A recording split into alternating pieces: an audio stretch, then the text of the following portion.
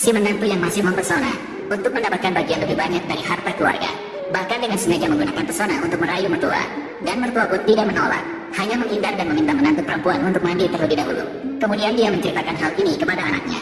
Kemudian setelah menantu perempuan kembali, langsung berubah sikap, tidak lagi mengakui janji sebelumnya. Namun menantu perempuan tidak ingin melewatkan kesempatan ini. Langsung dengan berani menarik kerah mertua, ingin menariknya masuk ke dalam kamar. Namun pada saat itu, suami tiba-tiba masuk dengan membongkar pintu. Wanita tak tahu malu. Sengwu, kamu, mengapa kamu datang? Aku tidak akan datang lagi. Kamu membuatku malu. Ah, kakak ipar, apa yang sedang kamu lakukan? Sulit menahan gairah musim semi. Menantu yang cantik. Memang benar, kakak ipar. Tak terduga, kamu biasanya terlihat seorang yang begitu anggun. Ternyata bisa merayu ayah kita. Kakak juga tidak peduli. Terus begini, kamu harus mengurus istri sendiri. Panggil ibu muda. Kamu dengar tidak? Aku minta kamu datang melihat ayah kita. Hampir saja aku melihatmu di atas tempat tidur. Dan itulah mengapa mertua melawan seperti itu. Karena setelah membagi harta keluarga di kehidupan sebelumnya, menantu memanfaatkan waktu ketika mertua membersihkan tubuhnya dengan sengaja masuk ke kamarnya untuk menuduh mertua tidak hormat kepada orang tua, bahkan mengambil keuntungan dari menantu. Kamu benar-benar lebih buruk dari binatang. Li Sengwu, izinkan aku memberitahumu. Hari ini jika kamu tidak memberikan penjelasan, kita akan bercerai. Anak sulung tanpa bertanya langsung mengusir ayah dari rumah, langsung mengusir ayah dari pintu rumah, dan memutuskan hubungan ayah anak. Ayah yang tidak punya tempat pergi, akhirnya pergi ke rumah anak perempuan kedua.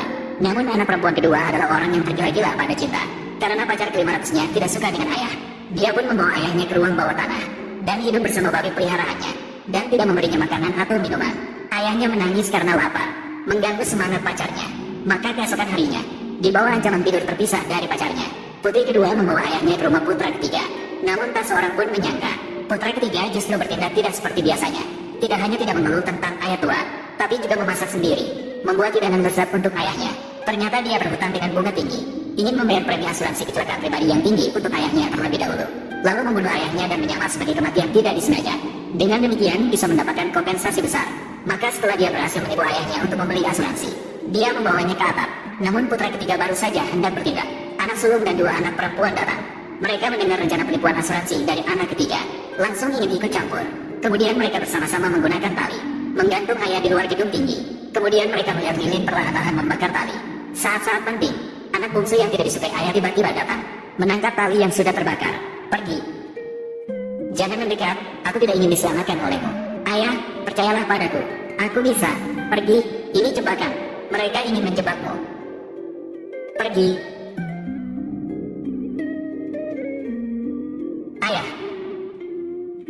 Tahanlah, aku menarikmu. Li Fan, aku sudah membagi habis harta keluarga. Meskipun menyelamatkanku, tidak akan mendapat manfaat apapun. Ayah, jika aku benar-benar ingin sesuatu darimu, aku tidak akan memberikannya padamu. Memasak selama 3 tahun dengan sia-sia, bahkan tidak memberitahumu siapa. Orang yang selalu memberiku makanan sebelumnya adalah kamu.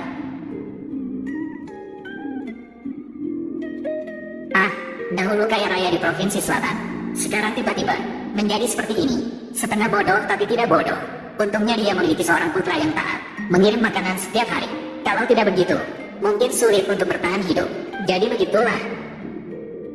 Anak yang mereka bicarakan ternyata adalah kamu. Aku selama ini bodoh untuk berpikir. Ayah, jangan bicara dulu. Aku menarikmu.